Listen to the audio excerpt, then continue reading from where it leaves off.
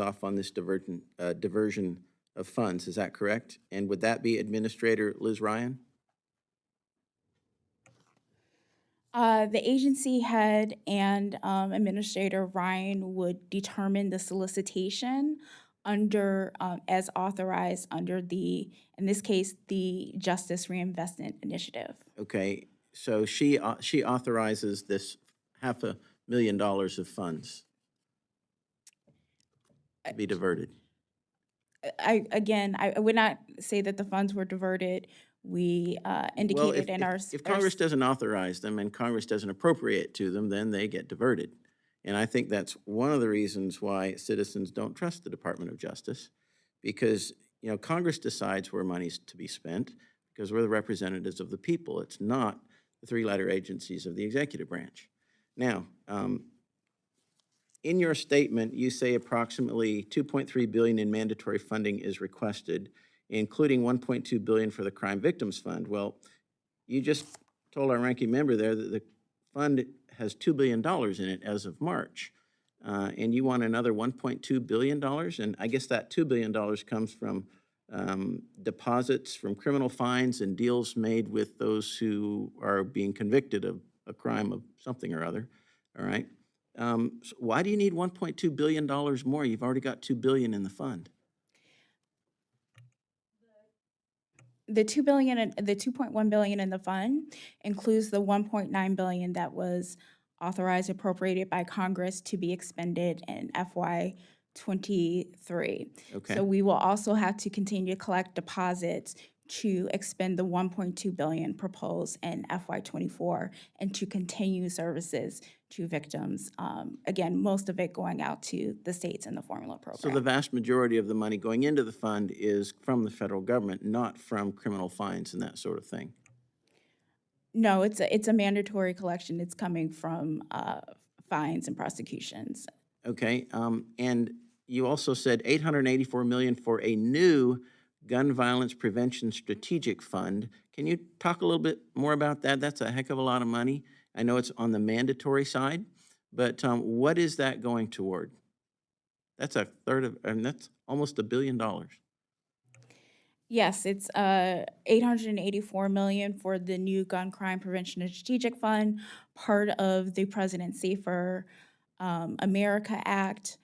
Primarily, it goes to supporting hiring for critical positions, law enforcement, criminal analysts, to support task forces, to support additional training and technology, and so forth. Okay, all right. I guess that's all the questions I have. Thank you, and I yield back. Ms. Johnson, in May 2021, President Biden submitted his FY22 budget to Congress. The budget included a request for $100 million for a new community-based alternatives to youth incarceration initiative to offer incentives to states, localities, and tribes that introduce reforms designed to reduce youth incarceration.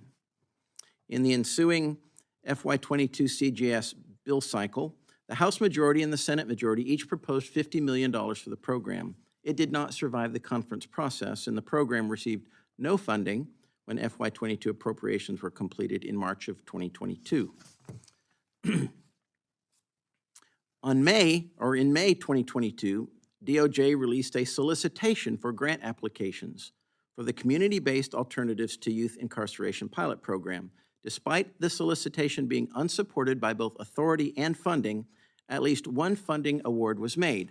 And Mr. Chairman, I would like unanimous consent to submit this award of $500,000 for the record. Thank you. So my question is, where did this money come from?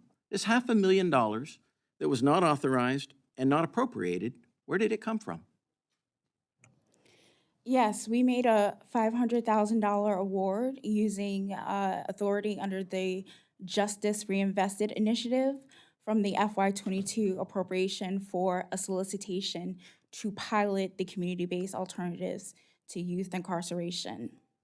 So this particular program that Congress specifically did not authorize and did not fund, did not appropriate money to, you simply took money from somewhere else and funded it yourself? As part of our spend plan process, we did notify our intention to issue a solicitation under the Justice Reinvestment Initiative program to pilot the community-based alternatives to youth incarceration. And this was done because of the field has identified this need, and we believed it was in the best interest of supporting those needs. Okay, well, I think the best interest is what Congress determines, because we speak for the people, not the Department of Justice. We speak for the people. All right, on April 24th, 2022, in an interview that aired on 60 Minutes, FBI Director Christopher Wray singled out violent youth as a major factor in the 29% increase in the U.S. murder rate in 2020. Following the CJS Subcommittee's 2023 Department of Justice budget hearing, Ranking Member Adeholt, at the time ranking member, raised concerns about the proposed program and submitted questions to Attorney General Garland about the program's dangerous purpose. You know, if you do the crime, you need to do the time, as this keeps criminals in jail and off the street and prevents more crime. So, in its FY23 budget submission, DOJ once again requested $100 million for the unauthorized program. Again, in the FY23 process, no funds were provided for the community-based alternatives to youth incarceration program.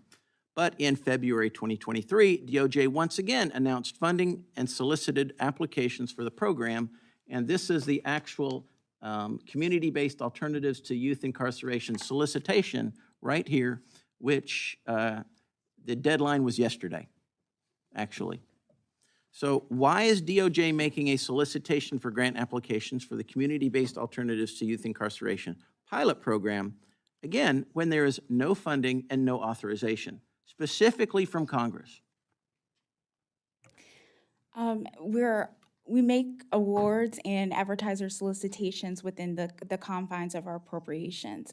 I would say that this program is not an attempt to say that youth, especially those who commit serious and violent offenses, should not be placed in a locked facility. This program is focused on repurposing emptying juvenile facilities. Okay, so how much federal funding is being set aside to support this program? I believe it is, I don't have that number in front of me. I will have to follow up for the record. Okay, would you please, and are you signing off on these actions? The decisions about these solicitations are ultimately made by our agency head. And that would be Garland? By the Office of Justice Programs agency head. Okay, all right. Okay, I guess my time has expired, and I yield back.